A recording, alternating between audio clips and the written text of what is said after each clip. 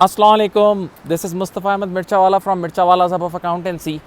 अच्छा, जैसा कि हम देख रहे हैं कि अब मार्केट 50,000 पाउंड पॉइंट्स को रीच करने वाली है, तो ये वो वक्त होता है कि लोग देखा देखी में मार्केट में जंप मारते हैं, जैसे बिटकॉइन में हुआ था और हमेशा से ही चला आ रहा है।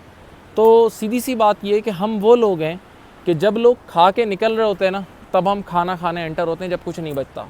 इसको एक और तरीके से समझें कि जब कोई बंदा शेयर को चलाता है, मार्केट में ऐसे लोग हैं जो शेयर चलाते हैं, तो शेयर चलाने वाला एक बार जब एक रैली आती है ना, तो उसमें अपना मेजर पोर्शन कमा के वो खुद निकल जाता है, फिर मार्केट के लोगों के हवाले करके।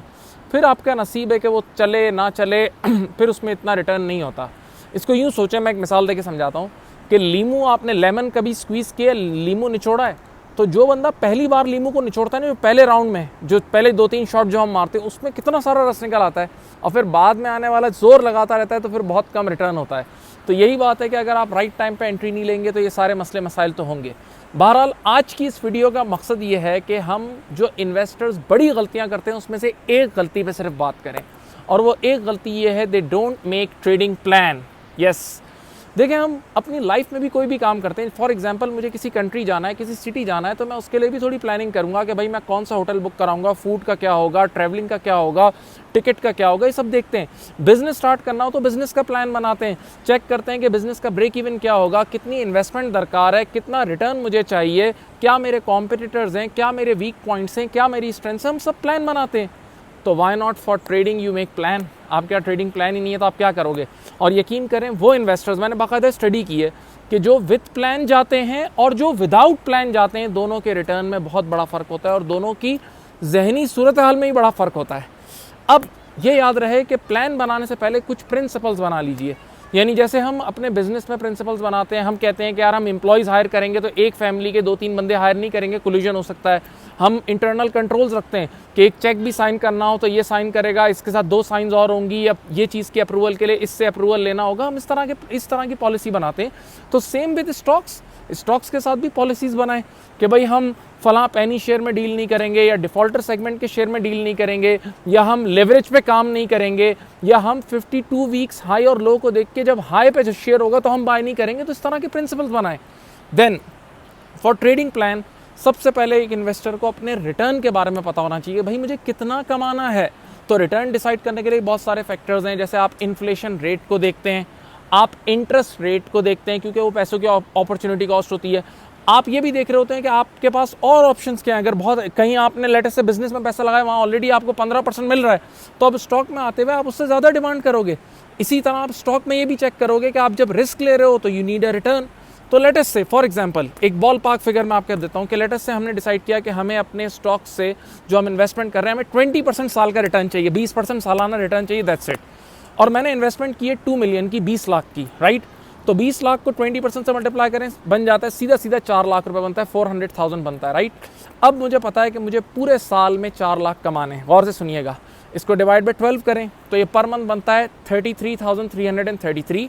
और अगर कुछ लोग इसको डेज पे भी स्प्लिट करना चाहें तो पर डे का भी रिटर्न निकाल सकते हैं। जब सबसे पहले आपने ये काम कर लिया कि मुझे इतना बनाना है, तो मंजिल सामने, फिर काम करें। फॉर एग्जांपल, आप एक ऐसे ट्रेडर हैं जो आप चाहते हैं मंथली अपना टारगेट अचीव करें, तो पर मंथ आपने अचीव करना है 33,333। अब ज़रा सुने, आपके पास है 20 लाख रुपए पड़े हैं आपके पास। आपने सिंपली क्या करा, फॉर एग्जांपल एक मिसाल दे रहा हूँ कि 20 रुपीज़ का एक शेयर है जिसकी आपके पास स्ट्रॉन्ग, आपने उस पर स्टडी की हुई है, आपने उसके सिर्फ 20,000 शेयर खरीदने, ज़रा गौर से सुनिएगा, और वो 20 रुपये का शेयर है, और वो 2 रुपये बस बढ़ जाए ना तो उसको भेज देना। तो 20,000 मल्टीप्लाई बाय 2, 40,000 आपने कमा लिए। आपका मंथली रिटर्न कितना था? 33,333। एक बार आपने अपना टारगेट अचीव कर लिया, अब चुपचाप सो जाइए, अब शरारतें करने की ज़रूरत नहीं है। अब यहाँ 2 सवाल पैदा होते हैं कि सर, आप हमारे पास 20 लाख पड़े थे और आपने सिर्फ 4 लाख इन्वेस्ट करा है, क्योंकि 20,000 शेयर्स मल्टीप्लाई बाय 20 रुपीज़ का एक शेयर था, तो बाकी 16 लाख ऐसे ही फारिग रखें। हाँ, फारिग रखो। क्यों? हो सकता है जो आपने 4 लाख पे जो आपने शेयर्स खरीदे वो मार्केट गिर भी तो सकती है, तो जब मार्केट गिरेगी तो एक्स्ट्रा पैसा पड़ा होगा, तो आप फौरन से एवरेज करोगे और जीतोगे। तो यही तो एक्स्ट्रा, यही this is what money management is. अगर आप सब कुछ लगा देते और मार्केट गिर जाती तो फिर बहुत बुरी सिचुएशन में होते, आप एवरेज भी नहीं कर सकते और आप मार्केट से जीत नहीं सकते थे। अब यहाँ पर जो मैंने आपको एक बात बताई कि आपने सारा पैसा, आपने एक बार अपना टारगेट अचीव कर लिया ना, जैसे मैंने कहा 33,333, उसके बाद आपने फिर बाइंग नहीं करनी। और ज़बरदस्ती बाइंग करनी नहीं है। और मैं इस पर अपनी बात बताऊँ, मैं वो बंदा हूँ, बेशक मैं ट्रेनिंग करता हूँ, वीडियोस बनाता हूँ सब, लेकिन मैं सबसे कम इन्वेस्ट करता हूँ, सबसे कम। मेरे फ्रेंड सर्कल में ऐसे बहुत से लोग हैं जो मुझे अक्सर, हम लोग बैठते हैं, they all are investors, traders, वो मुझे कई बार बोलते हैं कि मुस्तफ़ा तू इन्वेस्टमेंट कर, ये टिप है, ये टिप। मैं बोलता हूँ नहीं, और मैं उनको सर सुबहान का एक डायलॉग बोलता हूँ, और वो मुझे हमेशा सर सुबहान एक बात सिखाते हैं और बेहतरीन बात बताते हैं। बोलते हैं भाई मुस्तफ़ा तेरे को रिस्क लेने की ज़रूरत क्या है, तूने सब कुछ बनाया हुआ है, सब तू खुश है, रिस्क लेने की ज़रूरत भी तो हो। तो मैं यही बोलता हूँ यार, ज़रूरत ही नहीं है। तो इन ट्रेडर्स के लिए भी यही बात है कि एक बार उन्होंने टारगेट अचीव कर लिया, अब क्यों और ज़्यादा एक्स्ट्रा भूख आपके अंदर क्यों है। तो ये चीज़ का जहन में रखें, टारगेट बना के चलें, इंशाल्लाह बहुत फ़ायदा होगा।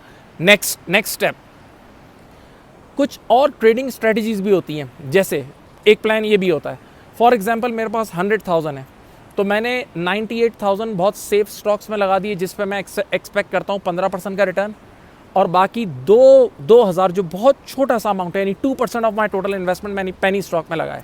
अब ज़रा सुने, वर्स्ट साइड क्या होगी, वो जो मैंने 2% लगाए, अगर वो ज़ीरो हो गया तो मेरा पूरे साल का एवरेज रिटर्न 13% पे आके बैठेगा।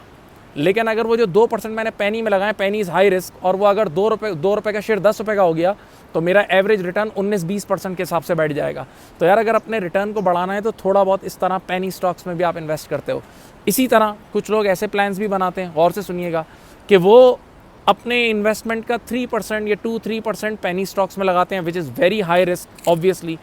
कुछ अपना 20, 25, 30% इस तरह वो ग्रोथ स्टॉक्स में लगाते हैं, जैसे हमारे यहाँ TRG है, नेटसॉल है, ग्रोथ स्टॉक जिसमें वॉल्यूम भी बहुत होते हैं और हाँ वो भी हाई रिस्क होता है।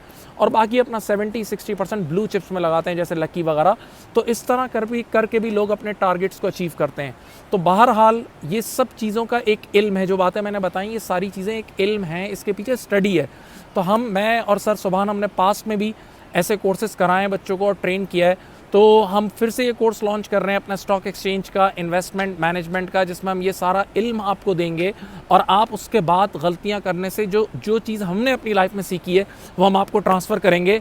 आप अगर इस कोर्स में इंटरेस्टेड हैं तो आप मुझे व्हाट्सएप कर सकते हैं। मेरा व्हाट्सएप नंबर नोट कर लें, 0300 255 744, या आप हमारे पेज पे मैसेज कर सकते हैं और हम आपको इसका रिस्पॉन्स देंगे।